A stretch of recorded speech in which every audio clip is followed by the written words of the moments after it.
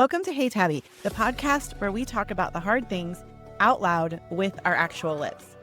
We'll cover all kinds of topics across the mental health spectrum, including how it intersects with the Christian faith.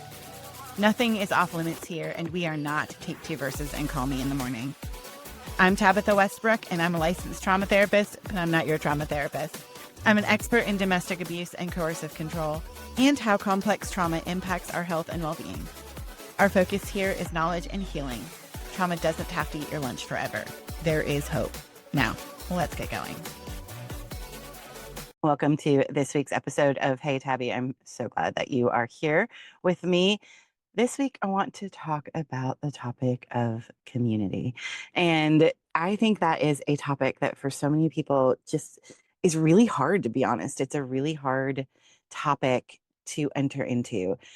Was recently at a conference that really talked about folks who had been hurt by the church. A lot of them had left the church or were trying to figure out the church. There was a lot that was going on there. And in that space, the thing I heard over and over and over again was, how do I make friends? How do I enter back into community? And this is actually a topic that isn't just important, but actually vital to healing from a traumatic experience. And that is something that often gets overlooked, right? We're trying to figure it out and all of that.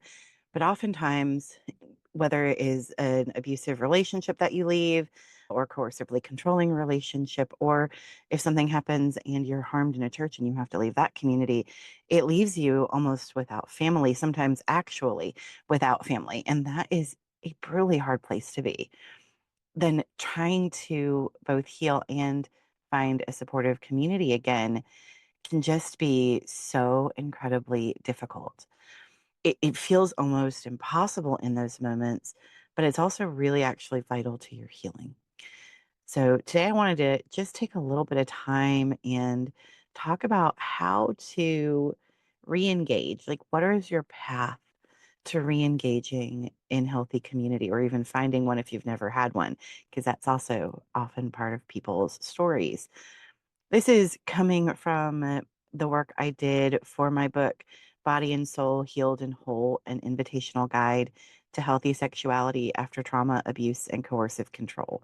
Because in those spaces, community also gets trashed. So, though it is related to my book, it also is related to anyone who's experienced trauma and has lost community because of it. When we are in an abusive space, isolation is often part of that story. So, whether it was a high control religious organization that maybe said you can only socialize with people within, or they had you so busy you only socialized with people within that group. And then when that group is gone, you end up with nothing, or an abusive marriage or relationship where you had a tight community or were isolated from all friends, and your spouse or partner was the only person that you were allowed to have any engagement with. And when that ends and you're free, you're often alone. And that means that you've been disconnected from everything. So either what you always knew or had really truly woven into the day to day of your life is gone. And a lot of folks really struggle with that isolation. There's also research out there that talks about how isolation is actually physically unhealthy for people. So, re engaging is not only good for your emotional health and well being, but also your physical health and well being. But it can seem so incredibly daunting. A lot of times in abusive spaces, people say, well, you will go to hell if you have friends outside of the denomination or religious structure, or you've been so isolated you don't even know how to talk to people anymore. And you oftentimes feel like you are worthless. So there's so many things that make it feel almost insurmountable to re engage and to walk forward with someone. And as we take that deep breath and say, okay, I know that I need this, I know it's helpful for me. How do I walk forward and walk back in? And is it really important? I mean, I know, Tabitha, you said that it is vital to my physical health, but maybe I just don't need it.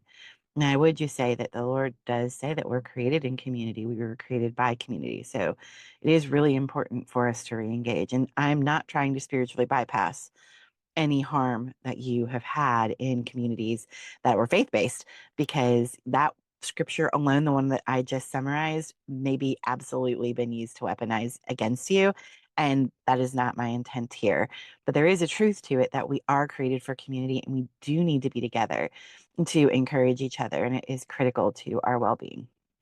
So, the first thing is to begin with a safe enough space. Now, you will very rarely hear me talk about safe spaces, and I will tell you why. One of the reasons is that people are peoply. And even in the best environment with the best of intentions, sometimes we get our feelings hurt.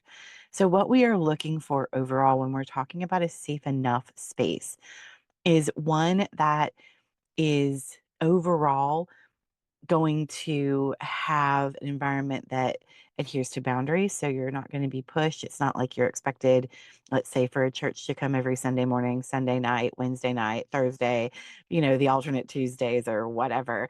But you really are allowed to have your own space and boundaries. You're not going to be told you have to serve right away or do right away or any of those things, or maybe even ever at all. You're going to be given space to be where you need to be, and they're happy to meet you where you are. Also, you are going to find that you see the relationships within those communities. What in that community space helps you tell that people are safe and valued?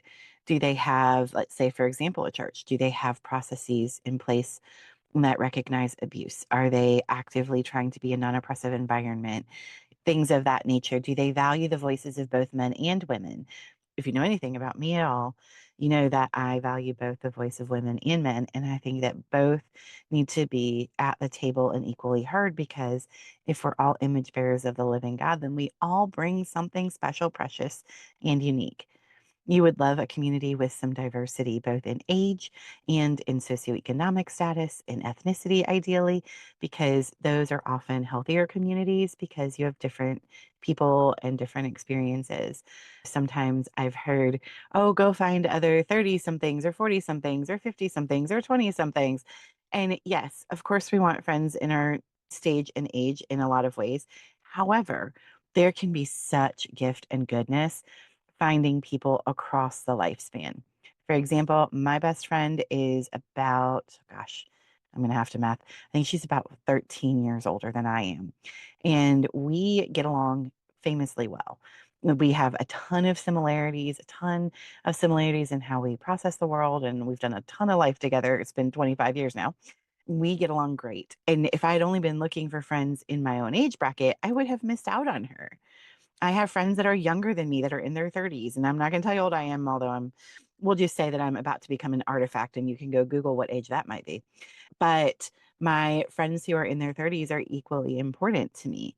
And we get to also learn from each other, right? There's beautiful energy from my younger friends and lots of wisdom in certain things. And then with my older friends, there's a different energy and lots of wisdom as well. Then I have friends my same age. And so all of those things help us have a healthy, balanced community. I'm also friends with both men and women, and I'm good friends with men. And if you read my book, you'll understand a little bit more about male female friendships and how important those are and how godly they actually can be. But I find it vital to have a diversity. Some of my friends have young kids, some of my friends have adult children, some of my friends have no children. And again, that's a vital space. And I am happy. And it's also really good, I think, to enter in to people in very different life stages. I have a friend with a family that's got a lot of little kids in it. They have a number of little kids. And by little, I just mean like, the 10 and under. I love it. I love to be there. I love the energy. I love to be around them. And I love to be part of their lives. And that is a critical thing. So if you are a person with kids, don't hesitate to invite people in who don't have them. If you are a person without kids, don't hesitate to enter into places where there are kids, because you really can have such vital, beautiful goodness in those spaces. And I know that it can bring up a lot of feelings and struggles and all of those things. And those are things you definitely want to process through. However, it is such an incredible gift to have friends that are in different ages and stages and different life circumstances, because we are a rich tapestry of people and we all have something to offer in that. And then as you look around, where are you respected and valued? And again, that's important. So, no matter what age and stage someone is in, where are you respected and valued? What is that like for you? Where do you find that space? And then really work toward giving it a try. This might take a little therapy if you've really been burned, and man, do I ever get it. You may need to really talk it through and have a plan, do some good emotion regulation, all of those things. I 100% can understand that completely. So please don't mishear that you have to be a certain way or do a certain thing. Take your time, do some healing work if you need to, but don't hesitate to try to figure out how can I enter in to a place I want to try. And again, you don't have to commit. I think this is another thing I see a lot of is, oh, well, once I do it, I have to do it forever. No, you don't. You don't. You do not have to do anything forever. Because if you go and try a community or an event or a space or a relationship and you're like, oh, not for me, that's okay. That's not a bad thing. You go, all right, I tried. And now let me try something different. And oftentimes that is how we figure out, especially post trauma, when we are trying to sometimes figure out who we even are, and that we have to try a few times. So I just want to normalize that because I think sometimes we think, oh, I have to go and commit, and you really don't. The next thing is really know what your boundaries are and don't be afraid to set them. And boundaries are something that is sometimes misunderstood. I think of them more as a fence than a wall in most instances, where I can open and close the gate, can let people in and out of my yard as needed. And really, at the core, boundaries are what is okay with you and what is not okay with you. And as you think that through, and again, this might take some journaling, some introspection, some work, and some trial and error to figure out where it's okay to be and where it's not, and what's okay and comfortable. Ultimately, boundaries are protective for you, and that's the most important thing. So, if someone violates your boundaries, and you're going to limit or change or end even that relationship. And so, that is something to just kind of keep in mind. So, you might write down, what are my values? What is important to me? What's important to me and how I'm treated, how I am engaged, what does that look like? And really take the time to sit with it. And if you are a person of prayer, then pray about it. I know that prayer, again, can be a little dicey if you've been really hurt in the church. So I do want to acknowledge that. But really look through and sit with what is a fit for me. Once you understand and define for yourself what your values and boundaries are, then as you enter in, you're going to know, hey, this is a fit or this isn't a fit. Right? So if it is a higher control environment and that is not for you, then you're going to be like, hey, this is not for me. And you're going to not go there again. You're going to be like, and I gave you a fake number or whatever you got to do. Right. So just being really clear, mostly for yourself, right? We can't be clear with someone else until we are clear with us. So when we know what we want and need and where our boundaries begin and end, then we're going to be able to better communicate them. If it is really hard for you to set a boundary and to say it out loud, this is an area that you want to practice. You say practice it with a safe support group, with a therapist, whatever you have to do to be able to like practice saying it out loud. One of the things I do often with my own clients is have them say it in front of a mirror or on video. And that I know it can be super awkward and feel weird, but it's super helpful. So, for example, if you just whip out your phone, throw on the video, and practice saying the words. Now, you're probably going to laugh at yourself the first time or feel really like, oh my gosh, what just happened here? But the more you do that and the more you actually practice saying it, the more in the moment you will be able to say it. And so don't feel like, oh, I can't do that. Practice in the mirror. What does it look like to say, you know what, thanks so much for inviting me, but that's really not something I'm interested in. You may never have said those words or even thought you could in your whole life, but you can. No is a perfectly reasonable option. That is something that you definitely want to get more comfortable with for yourself. So again, you can, once you figure them out, set them and then practice with a therapist, with a close friend, with a support group, or even just with yourself on video or in the mirror until it feels more natural. Truthfully, you're going to have to do a little bit of it in the wild, in the moment, to really let it root into you. But the practicing in those safer spaces is going to help you do it in the wild. And again, the more that you do it, the better you get at it because you're building that muscle, right? You're building the I can say no muscle in your brain. And it might not have ever been built. So it might take a minute, and that's okay. So, what are some practical steps here to finding community? Well, one is reconnect with ones that maybe you were in before that were life giving. If you've been in an abusive space or got pulled into a high control religious organization, you may have lost touch with folks that you really, really did enjoy. Reach back out. I'm not saying it's going to go perfectly, who knows, but you can always try. And I've actually had a lot of clients do this and they've had great success where they've reconnected with someone that maybe they had lost touch with due to abusive relationships or abusive structures. And that is something that they were pleasantly surprised by, like, oh, this person really does still care for me and they do want to enter back in. And that is actually really healing and reconnecting. So, if there is a community or friend that you want to re-engage with, give it a try. The worst thing that happens is they say no. Another thing is join a support group. And I've talked a little bit about support groups, but there are a lot of them out there. There are organizations that help if you are removing yourself from an abusive, intimate relationship. Called to Peace Ministries often has support groups for female survivors of domestic abuse and coercive control. They are either in person or online, so you can go check them out at calledtopeace.org. Another for religious hurt is Broken to Beloved. So if you've had spiritual trauma, spiritual abuse, church hurt, Broken to Beloved might be a really great organization to check out. They have support groups. They have basically these cohorts that help you move through different things and studies to gain community and all of that. They have book clubs. Their book clubs look really fascinating. I've wanted to do those a bit myself. And so you're getting some community, you're learning to engage, and it's a tender, safe place to do that. So that might be something that you want to check out. And another thing is to look for communities based on shared interests. If you really like to hike, find a hiking group. If you really like to hang out in a hammock, find a hammocking group. If you really like to play board games or cards or, rescue animals or anything like that, there's probably a group out there for you. And this may feel a lot better than maybe trying to step back into a religious space or church environment, but just to get out there and start talking about who you are and meeting new people.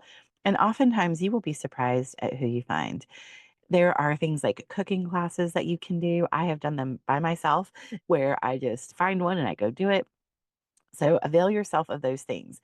You can look for things online. There is meetup.com that you can go to and just type in what you're looking for and see what's out there. And that's a good way to put your toe in the water and try again with community. I've had a lot of clients do those kinds of things and make amazing friends in those spaces as well. And sometimes that leads to a new faith community because maybe the new friend is part of a faith community that is a safer community, and then you get to go with them as well. So, what if you really want to go back to a faith community? I think for a lot of my clients and people I've worked with, that is a desire of their heart, even if they're scared of it, is to go back to a faith community. How do I enter back in? And so, though it is definitely a complex thing with a lot of layers, it can be done. Not all churches are harmful churches. And I know if you have been in Western evangelicalism for any point in time, that may be a statement you don't even believe, but it is a true statement. I do know excellent pastors that have safe enough churches and do a good job of being very much trauma informed. There is a organization called Christian Trauma Healing Network that has made it its mission to help people helpers in the church understand trauma for real, not in a take two verses and call me in the morning sort of way. So there are places out there that are becoming educated, that are working to be safer, working to understand traumatic experience, and so on. I hope that encourages you a little bit, but then how do you find it? And that is tricky. Asking questions is great, reading websites can be helpful, but I think that there's really nothing better for checking it out than actually going and checking it out. And again, just remember, just because you put your feet in a place doesn't mean they have to stay there. So even if you go check out a church or religious community or something, maybe you go to a Wednesday night Bible study or a women's study or a men's study or whatever, nothing says you have to go forever. So if you go and you're like, dude, definitely not for me, you walk out. You walk out.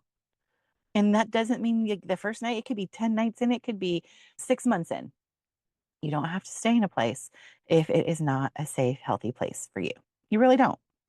Now, we don't want to bail super quickly, like we don't want to let our activation dictate it, right? We want to make sure that we're actually making wise choices. And again, this is where therapy and support groups can be helpful in you figuring that out, or a close friend that you're wrestling it out with, like that can be helpful. But I also do want to heavily encourage you to trust your body. Your body knows a lot. And so just be curious, be very kind to yourself as you walk in or walk out, whatever you need to do. You really want to look for spiritual groups and churches that do understand trauma. Trauma does a number on us, man. And if it happened in a church or in an intimate relationship, good gracious, or even in a friendship, right? Trauma can show up in any kind of place. We want to make sure we're in a place that is going to understand that there might be some activation or some stressors, or if there is an activation and you have a reaction, that they are willing to walk through it with you and be encouraging, and that they at least understand a little bit about it. It is important to know their policies on abuse and recovery. If they don't understand the dynamics of abuse and are not willing to hear about them, learn about them, or even think it's a problem, it might not be the place for you, especially if you are recovering from an abusive relationship. If there's been coercive control or domestic abuse or abuse in a friendship relationship, parent child relationship, any of those things, it may not be a safe place for you if they're not willing to hear, or they're not open, or they're not humble. So just be mindful of that. And it is absolutely okay to ask the question, how do you feel about abuse? What do you know about abuse? What things in terms of training have you and the staff had, or has staff here had, whatever? How do you view the voices of both men and women? What roles do you think gender should have? Are women not allowed or allowed to do certain things? Are men not allowed or are allowed to do certain things? Ask those questions. They are important. And whether it is a complementarian, egalitarian, then they still should prioritize and value the voices of women and men equally. Whether they have different roles and structures, women and men should both have a seat at the table, because we are all made in the image and likeness of the living God. And so that is something that you really want to explore. You can feel free to check out other denominations. Now, if you grew up like I did, you may have been told that every other denomination other than the one that you grew up in is straight up going to hell. I can tell you that that biblically is not true, because there were not denominations in the early church at all. It was just the church. So please know that you can feel free to set your feet in another denomination and try it. Really look at what their doctrine is. Does it align with you? Wrestle through the hard things. That's okay. It's okay to explore and ask questions. So that might be another way to maybe check out something different and new and find a safer place. Also, maybe look at some of the recovery groups. A lot of times, their recovery ministries at various places are really helpful. They may have groups for abuse survivors, they may have groups for folks who have experienced spiritual abuse. So just check around and see what they might have. And even if you don't attend, like, let's say the Sunday service or Saturday service or however it is, you might find that attending the recovery ministry feels a lot better to you. Another thing that you want to do is just understand that you are going to be fearful. That's going to happen. It's okay. And you can overcome that. So, again, you might start off with very firm boundaries and then let them relax over time as you feel safer and find that safer community. That's okay. Remember, this is progress, not perfection. No one is expecting you to walk in and it just be fine. Healthy community really does bring good healing, but it is not always linear and it is not always quick. And I do want to acknowledge that. I know that even as you're listening to this, if you have been in a very difficult place, you're like, ma'am. And I hear you. I totally hear you. But I do want to encourage you, please give it a try. It is well worth your time, even if it's hard. And yes, you may have to work through fear and you may have to work through a lot of body responses in order to even be able to take those steps. So take your time, but definitely try to walk toward community, because it is really vital for you. You deserve a healthy, supportive community. We all do. We all should be in places where people affirm us and love us well for who we are, even if there are things that need to grow and change, because none of us are perfect. And sometimes we need to grow and change, that they do it and they encourage you in such a loving way. So, I really hope that this helps. I hope that gives you a few tangible steps in finding a healthy community to re engage with. And I hope that you do find good connection because it is vital to us. Thanks for listening to this week's episode of Hey Tabi. I will see you guys here again next week. Thanks for joining me for today's episode of Hey Tabi. If you're looking for a resource that I mentioned in the show and you want to check out the show notes, head on over to tabithawestbrook.com/Hey Tabi. That's HEYTABI, and you can grab it there. I look forward to seeing you next time.